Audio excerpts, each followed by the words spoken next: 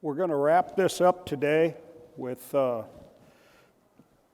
this panel on emerging markets for the products we all produce. We've been here all day. We've seen some fantastic presentations, absorbed a lot. We have the daunting task of wrapping this up and leaving some takeaways with you in the audience. I myself couldn't do it, but I've got great rock stars on my panel, and we're going to go forward with that. This is a great industry, and all industries innovate as they move forward strategically. We're going to talk about technological innovations that are reducing our carbon footprint.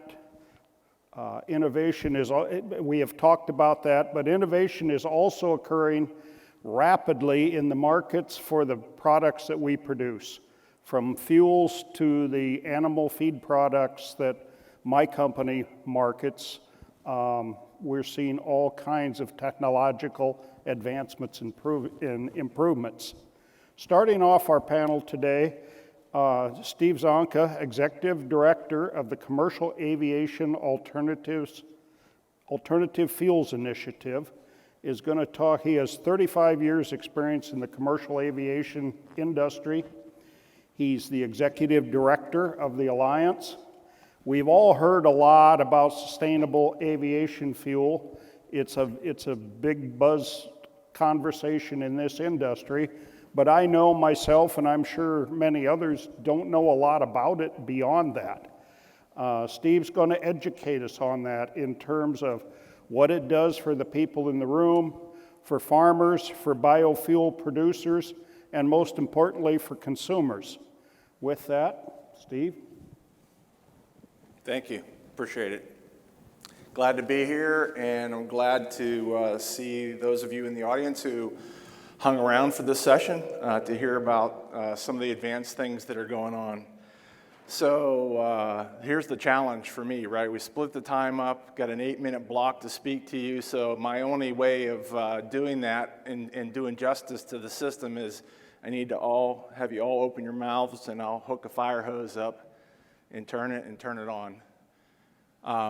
I obviously can't do that, but I often spend 45 minutes in a session like this really trying to elaborate on the progress that we've made, how it has an impact, et cetera. But for the purposes here, I'm just going to touch on 3 or 4 slides and then also let some of the Q&A develop where y'all want it to go. All right, so I work for the aviation industry. CAFE is a very unique entity. We're an initiative. That means that we're more or less virtual, not a physical organization. I don't have physical funding. CAFE is in place to work with a public-private partnership between the U.S. federal government and the entire aviation industry to foster and promote the development and growth of a sustainable aviation fuel industry. So that's all we're trying to do is stand up a new industrial sector. So my partner's on the federal side of the FAA, but we also work real closely with USDA and DOE. And if you saw the announcement that came out in September of last year with respect to the White House suggesting that they're going to move forward with a SAF Grand Challenge, that reflects the work of the last 15 years in working at the grassroots level, foundational principles, certification criteria, specifications ad nauseum to get to the point where we all are now saying jointly, industry and government, yes, this can move forward. This is how we can do it. And so that's the essence of the announcements that you've seen. So SAF, Sustainable Aviation Fuel. The aviation enterprise is aligned not only in the U.S. but worldwide. It represents 26 billion gallon per year opportunity in the U.S., about 100 billion gallons per year worldwide. Here's another positive for folks thinking about our market. Our market is growing and growing substantially. And the reason for that is there's a high demand for aviation services around the world, especially in developing economies. So what we're finding is that our growth rate, our natural traffic or demand grows at somewhere between 4% and 6% per year, and will likely continue to do that. While we're only able to introduce new technology, improvement in efficiency through new aircraft and engines at about 1.5%. So what that leaves us with is about this 3.5% average annual growth rate in our emissions. We don't see anything on the horizon that allows us to curtail that other than the use of SAF. And so we actually developed this approach in 2006. We've stuck with it since then. It continues to be validated as our only reasonable approach to doing this. The SAF that we're looking at delivered net greenhouse gas reductions of from 65% and upward. Some people like to say 65 to 80, 65 to 100. Well, we're seeing solutions now where people are coming back with carbon negative solutions for SAF. So basically more than 65%. That's important to this audience, perhaps, because many of my aviation customers are saying, based on commitments that they've made to environmental NGOs and others, that we really only want to look at fuels that deliver 50%, for the time being, 50% reductions in greenhouse gases, and 60%, for instance, when RSB adjusts their framework, the Roundtable on Sustainable Biomaterials. The reason that that's pertinent from a corn perspective is if we're going to use ethanol as a feedstock, and we can, that we need that ethanol to have a rather low carbon index because we add some additional energy to that, raise the carbon index, but we still want that finished fuel to be in this range. Good news is we know how to make it, and we know how to make it from a broad range of feedstocks and processes. There are 7 approved pathways so far, 7 approved pathways, another 6 in process, and many more in the future pipeline. First 6 facilities are online. 5 of those 6 facilities are producing SAF using lipids, fats, oils, and greases, in a process called hydroprocessing. Very simplistic process, low capex. This is one of those cases where we're on this full spectrum of low capex, high OPEX, to high OPEX, low capex. I said the same thing there, but you get the point. And there's some trade-offs in between there. And so hydroprocessing of fats, oils, and greases represents a low capital investment, but we're at the mercy of the feedstock to a very great degree. Commercial agreements are being pursued. If you follow this sector at all, those are happening on a continuous basis. They are being fostered by different kinds of policy and various other unique approaches. One of those fits in well with the last slide that was shown in the previous session, where we're finding customers now are interested in offsetting their Scope 3 emissions. In other words, not the physical emissions of moving this package across the country, but the emissions associated with me having my employees fly on somebody else's airplane. And so they're buying into this sector and using SAF to offset some of those emissions. So far, the policy in the U.S. has been sort of incentivizing a carrot approach. Policy that's just about to come forward in the EU will be much more the stick approach. They are physically proposing SAF blending mandates starting in a couple of years that ratchet up significantly over the next couple of decades. We're doing a lot of work on appropriate conversion processes for different kinds of feedstocks, and this is the key, the 2 key points in red.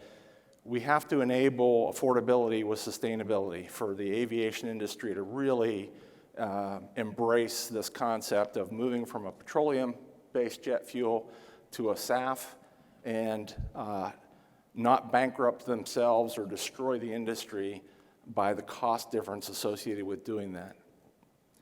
And from your perspective, SAF, I hope you look at SAF as an enabler for expanded production from agriculture, and if there are any foresters in the room, silviculture, aquaculture, et cetera. So looking at a broad range.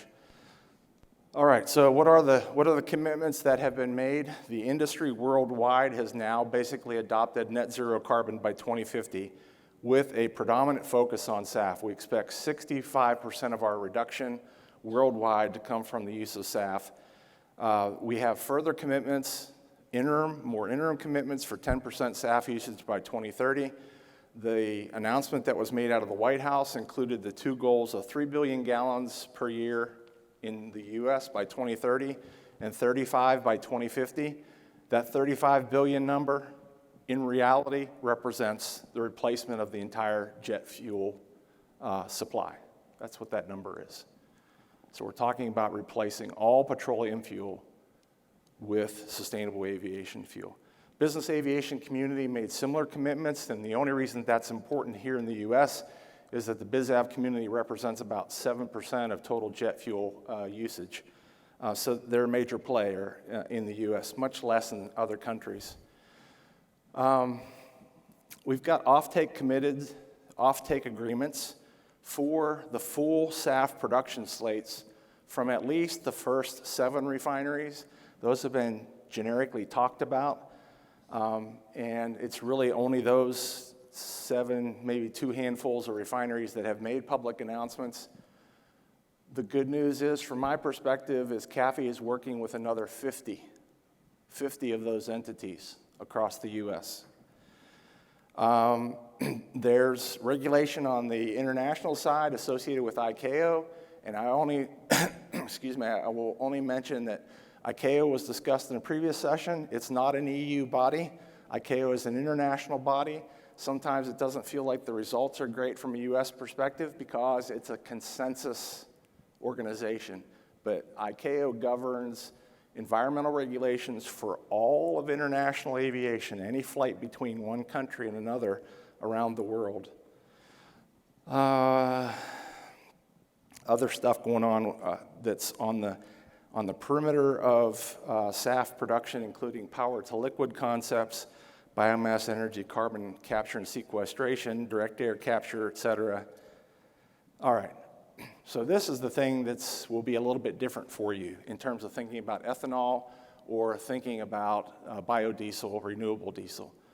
So on the top are some bars associated with a pretty sophisticated study that said, all right, what's our fuel demand look like in the year 2050? And those F2, F3, F4 were just different forecasts that had different assumptions in them. But you can see we're on the order of around 400 million metric tons in those assessments.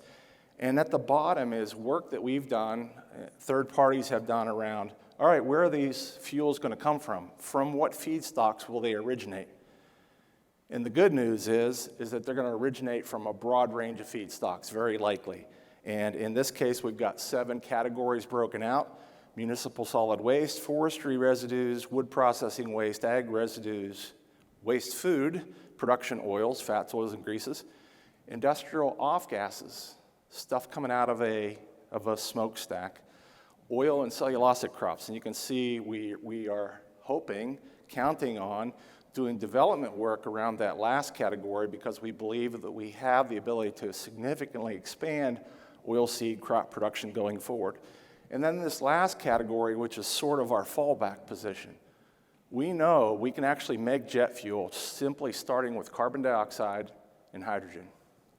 Not necessarily wonderfully efficient, but necessarily sort of unbounded feedstocks at some point in the future.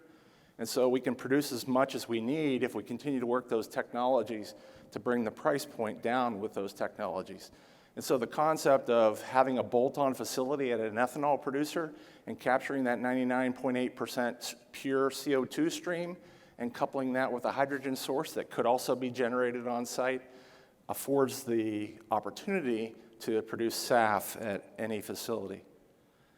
I'm going to skip that, and I'm going to go to here. So I know I've consumed my time more than. So fats, oils, and greases, and sugars and starches, why are they important? I just wanted to provide you some perspective, not on the sugar side, but on the lipid side, what we're thinking about and the body of work that we're putting together with USDA going into this grand challenge. So what you have in the top is the continued use of existing lipids, waste lipid aggregation, all the things you know of, tallow, white grease, chicken fat, yellow grease, brown grease. A second category is industrial effluents and existing oilseed and row crop expansion. So the concept is how can we expand those out to their entitlement levels? And what is that actually? And how much land do we have to use for that, et cetera? And people look at that and say, well, you're not going to use very much of this stuff for SAF production because those are very limited, which we can argue to a degree, but they completely gloss over items 4 through 8, which are fundamental research and development, demonstration, and deployment efforts that are ongoing and are robust to a degree on new oil seeds, row crops, Camelina carinata pennycress, and as a soybean corn grower, if you haven't heard about pennycress, please check into it. It's not a weed anymore. And I'm happy to talk with you after the fact on that. Tree and bush oils, the ubiquitous promise of algae somewhere out in the future, microbial conversion of lignocellulose, so taking corn stover as an example, and converting that into lipid precursors that can be converted. And then some really advanced work going on with the excrescence of oil in biomass itself, like in the physical tobacco plant or the hemp plant, and being able to take that to a facility, crush it, and instead of getting sugar like we do with cane, get an oily residue that we can use for conversion. So, very broad range of the things that we're doing. They're very applicable to corn and soy growers with respect to simple expansion, use of DCO, use of corn stover at some point, and research and development with respect to lots of different approaches on oil seeds. And I've got some similar charts and discussions around our use of sugars and starches. A couple entities in the area that you should get to know. Giese, who was on stage earlier. Virant, who's doing some neat work to help us actually get to 100% drop-in jet fuel.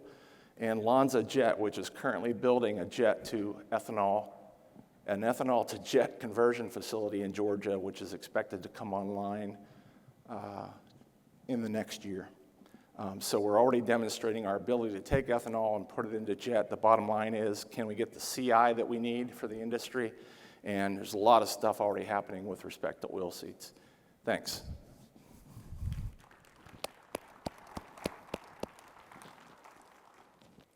Thank you, Steve. Next, we have Scott Fenwick of the new name for their organization, Clean Fuels Alliance America. I really compliment them on that name, and I think all of you will as well. That name is exciting, it's eye-catching, and it's promotional. It will serve them well going forward. Scott is the technical director for the organization. He has been an ardent supporter and door opener for biodiesel for a long time, and he has been impactful. Scott? I appreciate that. Thank you very much. When your boss is the keynote speaker and he immediately precedes your panel, he kind of sets the stage for the message. So very briefly, it's important to understand why the name change, and it goes back several years ago, back to a change in our vision. As Donnell mentioned, and you've heard about today, biomass-based diesel industry is a 3 billion gallon a year market consumption domestically today. Well, it's our vision from our governing board. We want to grow that to be 6 billion gallons by 2030. And in order to do that, we knew that the pool of producers of biomass-based diesel were going to be growing to include renewable diesel, sustainable aviation fuel that you just heard about from Steve. And so the National Biodiesel Board, which is now, we just shorten it to Clean Fuels. Once we say the long name once, we just shorten it to Clean Fuels. We represent those largest producers domestically, and we want to continue to represent them. Biofuels, biodiesel, renewable diesel, sustainable aviation fuel, as well as ethanol, are clean, diverse, energy dense. There's a reason why the economy runs on liquid fuels. And so we're proud of the fact we've got a diverse array of feedstocks, whether that be soybean oil, corn oil, rendered animal fats, the cover crops like pennycress, as Steve just mentioned. We're proud of that fact, and that'll serve our industry well moving forward. Donnell also talked about these low carbon discussions. These are the way that we are continuing to push through. We'd much rather underpromise, overdeliver than the reverse, than to overpromise what we can do and underdeliver. The federal and state programs are going to continue to be perilously important to our industry, but it's these ESG programs that are going to push our volumes higher and higher, these corporate perspectives. Why? Because they all realize that liquid renewable fuels are their lowest cost option to decarbonize. bar none. Global opportunities moving forward, and this is what I'm really excited about today, is traditionally biodiesel, renewable diesel, 90% of those volumes produced today, that 3 billion gallons, goes to the on-road transportation market. Those heavy-duty trucking segments moving up and down the interstates. However, part of my role within the Clean Fuels organization is to help ensure that our products can be used in any diesel-fueled application and in increasing amounts. And so whether or not that's just on-road, but also off-road, construction, mining, ag equipment, the heating oil segment that Donnell talked about, marine, locomotive, and we're going to talk particularly about those two in a little bit more detail here later, but also power generation. Rather than a coal-powered plant feeding that electricity, that additional electricity needed during peak hours, why can't it be biodiesel or renewable diesel in that plant? Well, only one thing's for certain, and this administration has pounded that. They're going to try and electrify everything they can. Now, we can argue about how far that will get us, but there are certain segments that are just going to be impossible to electrify. Certainly the aviation market, that Steve's a huge part in, and so we've got SAF, but that marine and rail, they just don't make long enough extension cords still. And so, Steve talked about SAF being 26 billion gallons a year. My numbers are a little bit less. That's probably because of the pandemic. But these are huge opportunities. And remember, I said we're only a 3 billion gallon a year industry today. So we're not a threat. We're not going to eliminate petroleum overnight. But by the year 2050, the hope is that aviation is going to be 36 billion gallons. Again, that's just domestically. Marine and rail, another 11, and long-haul trucks, another 21 billion gallons. So we have a long ways to go, which is why if you read our vision statement, that second half of that, while we expect to grow to 6 billion gallons by 2030, it's our hope we hit 15 billion gallons with some advancements in feedstock technology by 20 billion. Now that still only gets us a fraction of the way, but as you've heard all day long, beginning today on the carbon panel this morning, everything we can do today, right away, goes a huge step in preparing for the future. And so I'll just stop with this one and pass it back on. It's not always the strongest, the swift, the most intelligent that survive, but certainly the ones that are most adaptable to change. So looking forward to conversation. Thank you. Thank you, Scott. As we've gone through the day, we've certainly encountered the challenges that our industry faces going forward, but we've also seen an incredible amount of opportunity out there in front of us, and this panel is certainly an example of that. Most of you don't know me, but I started in the ethanol industry a long time ago. I had a 34-year corporate career with Land O'Lakes. In the late 70s, we were officed in Fort Dodge, Iowa, and we worked with Governor Robert Ray to introduce a product and roll it out called gasohol. And the concept at that point was that it would be produced, that ethanol would be produced on farm in small stills, and then the farmer would feed the co-product to his livestock, and it would be a closed loop, a circle, if you will. Well, we all know how that story has worked out over time. My company that I started in the build-up phase of the ethanol industry has marketed thousands upon thousands of loads of co-product feeds to the dairy and beef industry. We are now going to hear from Zach Smith, who is a highly educated nutritionist. We work with nutritionists every day in our business. Co-product feeds are changing as the technology changes in our industry. These technologies bring about increased ethanol production. They remove fiber from the co-product feeds. They remove some of the corn oil or energy as well. And that is all. Our industry has established its position in the animal nutrition marketplace. As these products change, we change that marketplace as well. And Zach is going to talk to us about that. He is a ruminant nutritionist. He's focused on ruminant nutrition, but he is well versed in all animal species from a nutrition standpoint. And we wanted to get Zach here today to talk to us about how that is going to be perceived by our customer, our ultimate consumer of the product, and how he sees it impacting animal performance and nutrition going forward. Zach currently teaches at South Dakota State University and is in charge of their research station on ruminant nutrition. With that, I'll turn it over to Zach. Well, thanks a lot, Mr. Allen. It's certainly a pleasure to be here today. It's so much fun to get out of kind of what your wheelhouse is, and I've really enjoyed getting to hear all the speakers before me. And I'll preface this with I'm a ruminant nutritionist, not a non-ruminant nutritionist, but I think at least in nutrition, nutrition's the same for humans and cattle and pigs. It's probably a lot like making whiskey or making ethanol, but it's the same principle, but it's how you apply those things and where you're an expert and where you feel comfortable talking about. So I definitely will say I take this from where are my slides at? I definitely take and look at life from a beef cattle nutritionist's point of view. One thing, it's really, I went one day, a week ago, I thought I was just going to sit up here and talk, but my students know me better than that.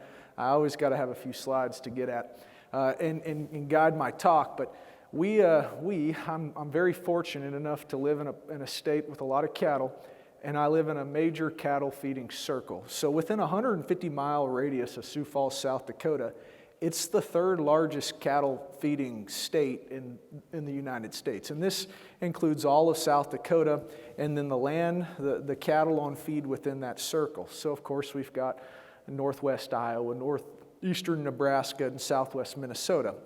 But there's a high concentration of cattle and other farmed livestock within this area. And we conduct applied nutrition studies in cattle fed in confinement. That's from weaning to finish at 2 feedlot facilities just off of I-29. One north of Sioux Falls, about 60 miles at the campus station, that's the Ruminant Nutrition Center.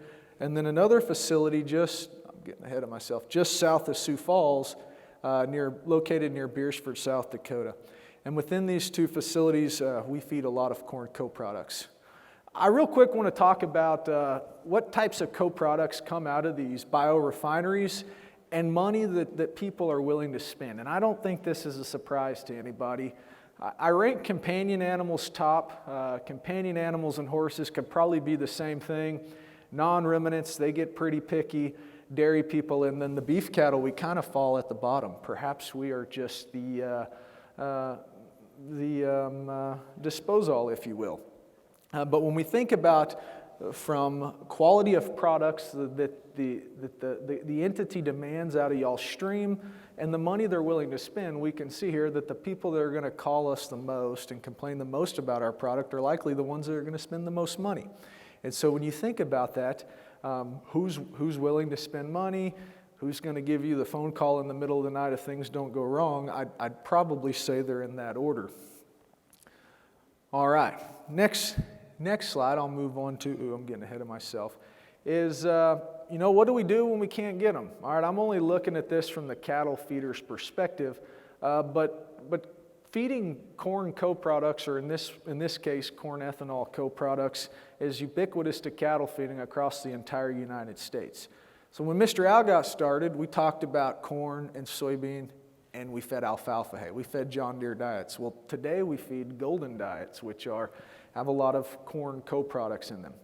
When we can't get a hold of these products, we have issues. Mr. Al, I wish I would have known you right when COVID hit, because you might have been able to get me some feed. But it wasn't just me, it was everyone across the Midwest. And we saw the largest black swan event, I guess, of my life in March 2020. And I only had to reformulate diets for 2 feedlots. And I had friends that did it for hundreds of customers within a very short period. So we can't get them. We kind of what I would say is we get really nervous. So I'm going to talk about corn co-products for cattle, and then I'll get into the newer things. At least with cattle, cattle are probably our best option for traditional distillers grains. We're going to feed it probably first as a protein source, and then depending upon how that prices relative to corn, we're going to put it in as an energy source. Now within the streams, we talk about carbon intensities. I would say of the true products, wet's has the lowest carbon intensity score, and the dry products that you have to use natural gas or to dry would be the ones with the highest carbon intensity score. And so we think about, strategic marketing of these products. If you're really close to a feedlot, you can ship a lot of feed to cattle, lower your carbon intensity, and use that to some degree. Now with the cow-calf producers though, when it comes to wet, part of the issue is whether or not they can use enough to go through it. They're probably not feeding as much as they are on a feedlot. And then of course, we come down to issues with product handling and storage. And that's probably one of the biggest things I've noticed with beef cattle people is that when they get one of the products out of one of these streams and it doesn't look right on the pad or looks different than another feed they've seen before, they oftentimes call wanting to know what you did different about the product. With feedlot cattle, growing and finishing cattle, we'll feed a variety of the products, wet, modified, or dry. We'll feed it for protein first, then we can feed it as an energy source, and what we really found out we really needed to have this for was something most people might not even consider, but as a diet conditioner. And so we think about the future, all right, let's say there is no ethanol produced anymore and there's no corn co-products. I'm all of a sudden, I can go get protein and energy somewhere else, but I've lost this diet conditioner aspect that really makes a diet have a nice blendability and look nice in the bunk. This is a big thing about when we talk about minimal inclusion of distillers grains in cattle products. So corn co-product changes. This is where I can start talking about the other things. I started grad school in 2013, so I kind of entered graduate education hearing about the old distillers they used to feed, right? People come and they talk about this product that was nearly given away to them and it fed way better than corn. It's the true high-fat distillers product. Well, with, in essence, bolt-on technology, the oil began to get removed, right? And so we went from 12% fat content down to 9%. And in today's market, we see these products routinely come in about 7 to 8%, sometimes a little bit higher, but it was this fat-removing component. So when we removed the fat, we lowered the energy content. There's no other way to describe this. Fat has 2.25 times the caloric density per unit than any carbohydrate or protein. We lowered the feeding value. Now lately they've continued to remove some of the oil, but in our system it still feeds about like corn, about like the DFAT, the original fat-removed distillers grains. And this could be from a variety of things, probably attributed to many processes y'all have put in place in regards to limit overheating, which has in turn enhanced the fiber digestibility. Then starting around 2015, I started catching wind of new technologies, all right?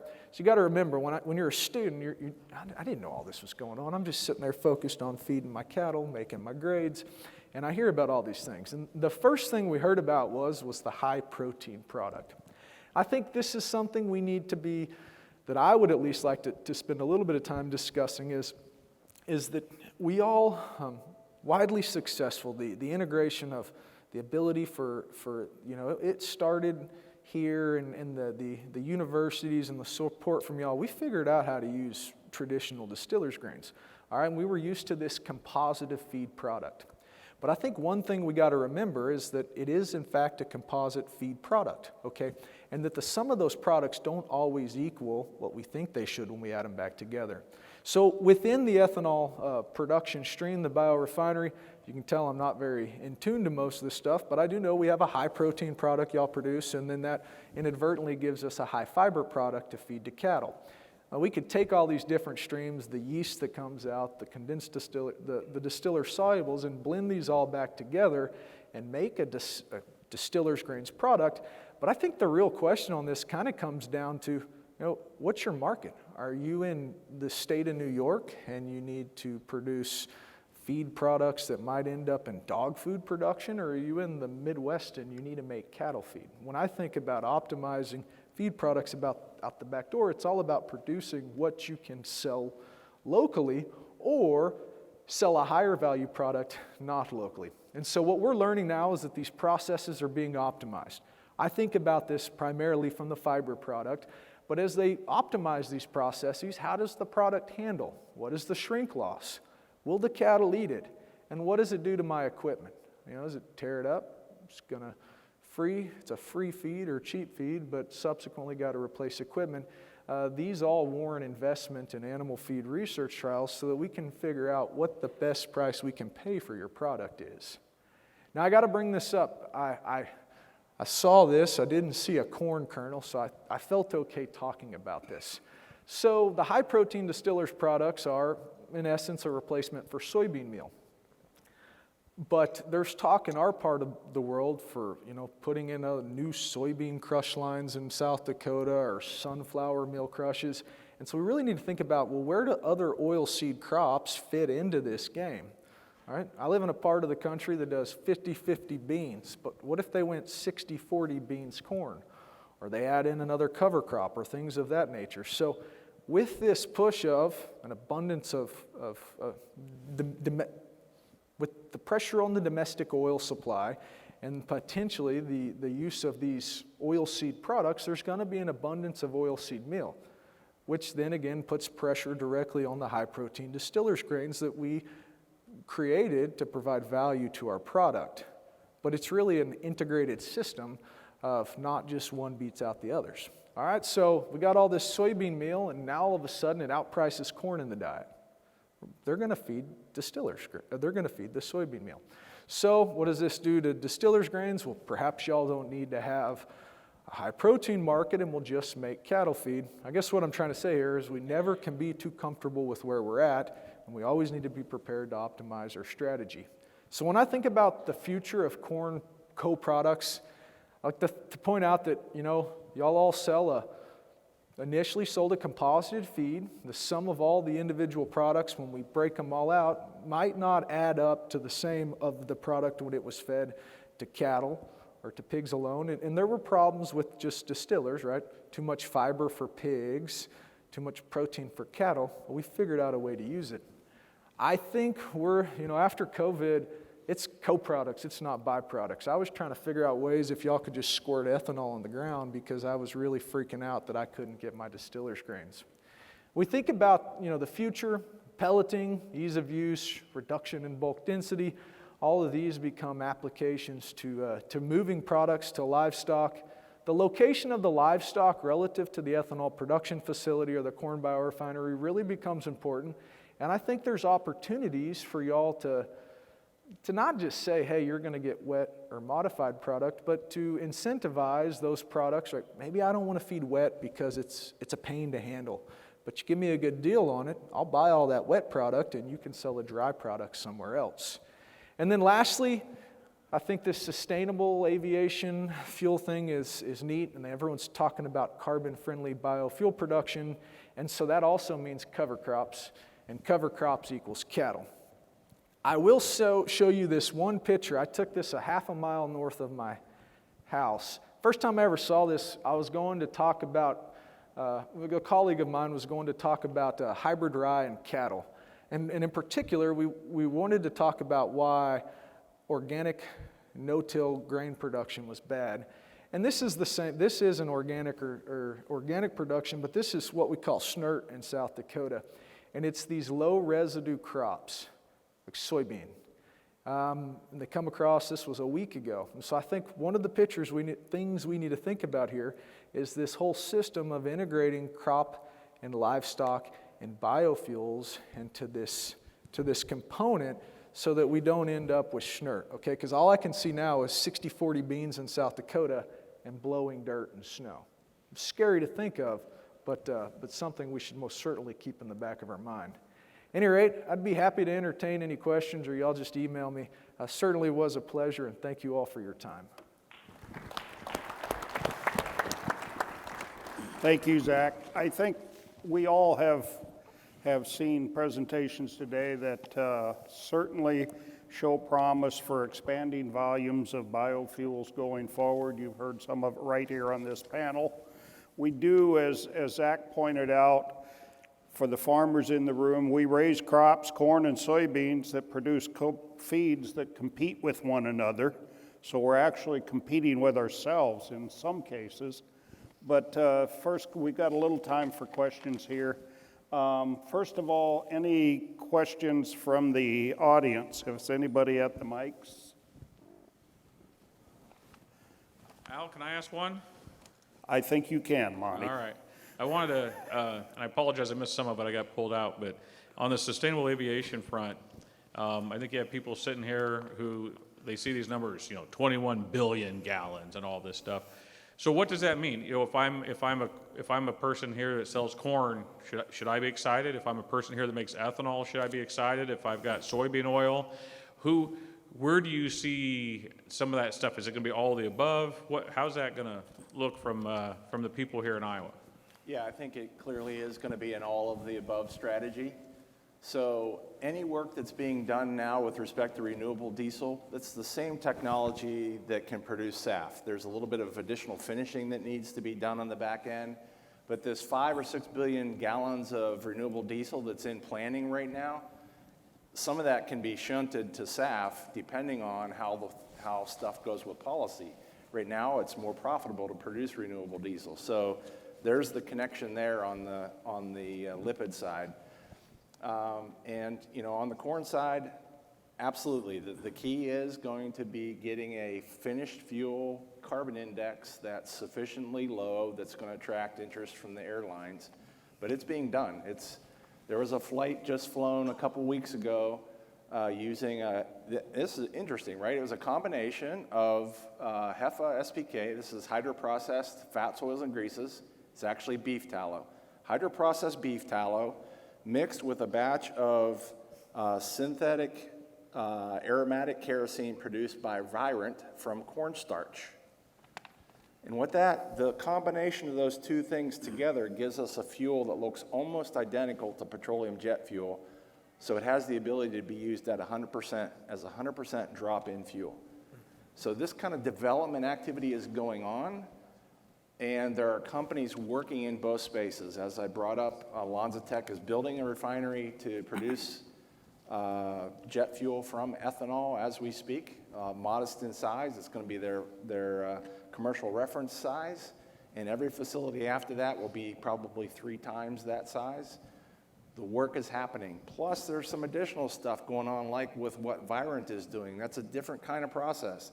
It's a catalytic reformation of those starches and sugars.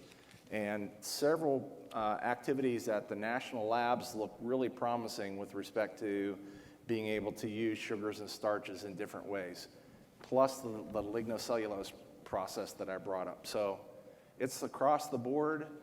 I'm happy to see the amount of mention of SAF at this conference as it was. That's very promising. And I think it's not just promising from my perspective of industry looking out, but it should be the same for all of you with respect to the opportunities for fats, oils, and greases, and cornstarch and lignocellulose. Thank you, Steve. I do look forward, Steve, to the day when we put our fuel in John Kerry's private jet. I know that. Scott, as long as we're talking about sustainable aviation fuel, it is the new savior for the environmental groups, for the federal government. They talk about it, they cheer it up, but yet they don't seem to recognize the benefits of the biofuels we've already got in the marketplace, particularly biodiesel and ethanol. Talk to that a bit, would you? Certainly, yeah, and I appreciate that question. I mean, change is hard. Nobody says change is going to be easy. And I think, Monty, the very short answer to your question is, if you are a farmer today, whether it's corn, soybeans, beef, pork, hogs, chickens, sugar beets, there is a golden brick road being laid at your feet. The demand for feedstocks, for fats and oils, as Steve said, is only going to increase. Now, having said that, if you're a current biofuel producer, there's new competition in the marketplace.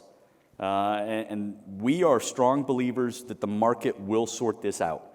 We cannot meet the entire demand. You just can't.